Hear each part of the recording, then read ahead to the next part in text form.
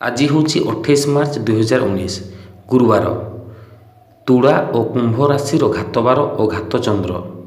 ତେବେ ଶୁଭବେଳା ଦିନ 10ଟା 39ରୁ 1ଟା 5 ମଧ୍ୟରେ ଏବଂ ଅଶୁଭ ବେଳା ଦିନ 2ଟା 50ରୁ 5ଟା 50 ମଧ୍ୟରେ, ରାତ୍ର 11ଟା 50ରୁ 1ଟା 1 ମଧ୍ୟରେ। ତେବେ ଆସନ୍ତୁ ଆଜି ଆମେ ଜାଣିବା କେଉଁ ରାଶି ପାଇଁ କ'ଣ ରହିଛି।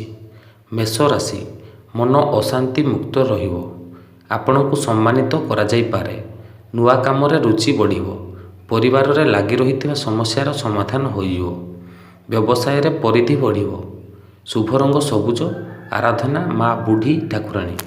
ବୃଷ ରାଶି, ଆପଣଙ୍କ ମନରେ ଶାନ୍ତି କାଏମ ରହିବ। ଅଫିସ୍ ଆଲୋଚନାରେ ଆପଣ ନୂଆ ଲୋକଙ୍କ ସହିତ ମିଶିବେ।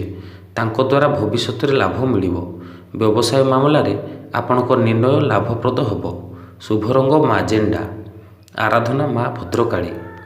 ତେବେ ମିଥୁନ ରାଶି, ଆଜି ଆପଣଙ୍କର ସବୁ କାମ ସହଜରେ ପୂରା ହୋଇଯିବ। ଚାକିରି ପାଇଁ ଭଲ ପ୍ୟାକେଜ ମିଳିବ। ଜୀବନସାଥୀଙ୍କ ସହିତ ପ୍ରେମ ପ୍ରସଙ୍ଗଯୁକ୍ତ ସନ୍ଧ୍ୟା ବଜାୟ ରଖିବ। ସ୍ୱାଦିଷ୍ଟ ଖାଦ୍ୟ ଭୋଜନ କରିବେ। ଶୁଭ ରଙ୍ଗ ଗୋଲାପୀ। ଆରାଧନା ଶ୍ରୀକୃଷ୍ଣ। କର୍କଟ ରାଶି, ଭାଗ୍ୟ ବଦଳାଇବା ପାଇଁ ଭଲ ସମୟ। ସାମାଜିକ କାର୍ଯ୍ୟରେ ମହତ୍ତ୍ୱପୂର୍ଣ୍ଣ ଭୂମିକା ନିର୍ବାହ କରିବେ।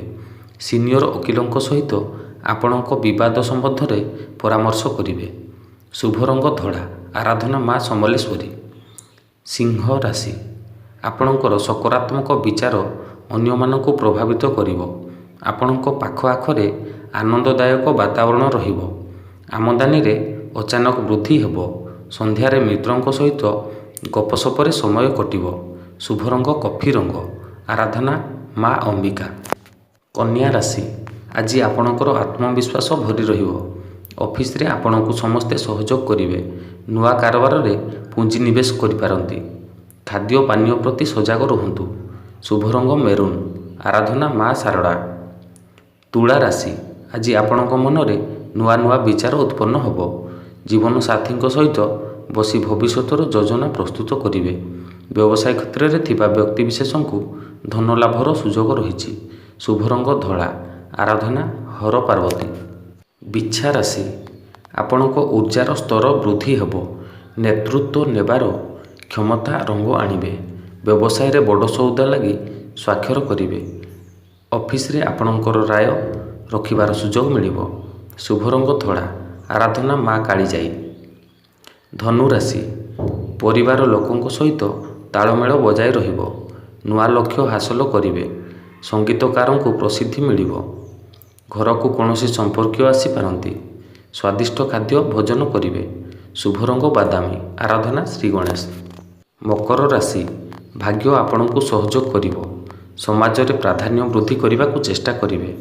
ବେକାରଙ୍କୁ ଭଲ ଚାକିରି ମିଳିପାରେ। ପତି ପତ୍ନୀଙ୍କ ମଧ୍ୟରେ ପ୍ରେମ ଭାବ ବୃଦ୍ଧି ହେବ। ଶୁଭ ରଙ୍ଗ ଗୋଲାପୀ। ଆରାଧନା ବାବା କପିଳାସ। କୁମ୍ଭ ରାଶି, ଭାବନାରେ ସକାରାତ୍ମକ ବଜାୟ ରଖନ୍ତୁ। କୌଣସି ମହତ୍ତ୍ୱପୂର୍ଣ୍ଣ ଫଇସଲା ନେଇପାରନ୍ତି। ଚାକିରିଜୀବୀଙ୍କ ଲାଗି ଭଲ ସୁଯୋଗ ଆସିବ। ଛାତ୍ରଙ୍କୁ ବଢ଼ିଆ ଅବସର ମିଳିପାରେ। ଶୁଭ ରଙ୍ଗ ଧଳା।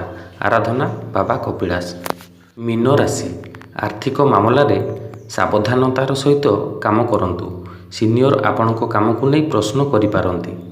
ଛାତ୍ରଙ୍କ ମନ ମୁତାବକ ଫଳାଫଳ ପାଇବା ଲାଗି ଅଧିକ ପରିଶ୍ରମ କରିବାକୁ ପଡ଼ିବ। ଶୁଭ ରଙ୍ଗ ଧଳା। ଆରାଧନା ମା ସରସ୍ୱତୀ।